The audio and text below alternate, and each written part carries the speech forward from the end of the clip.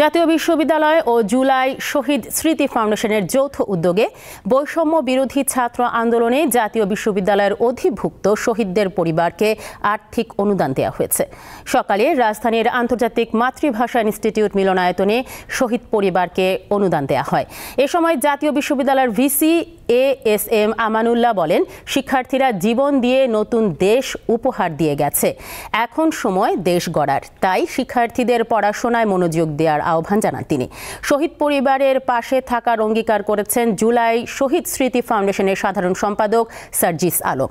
রাষ্ট্রের জন্য যদি প্রয়োজন হয় তাহলে আবারও রাজপথে নামবেন বলে জানান তিনি।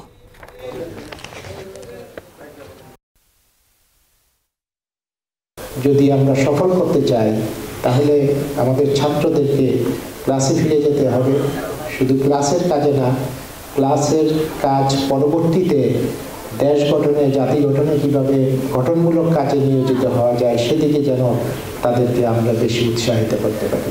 আপনাদের যে কোনো যৌক্তিক দাবি পূরণের জন্য আমাদের যদি আবারও জীবন বাজি রেখে রাজপথে দাঁড়াতে হয় ক্ষমতার পট পরিবর্তনে, আমরা যতদিন বেঁচে আছি আপনাদের যে কোনো যৌক্তিক দাবির জন্য চাওয়া পূরণে আমরা সবসময় আমাদের জীবন দিতে প্রস্তুত থাকব।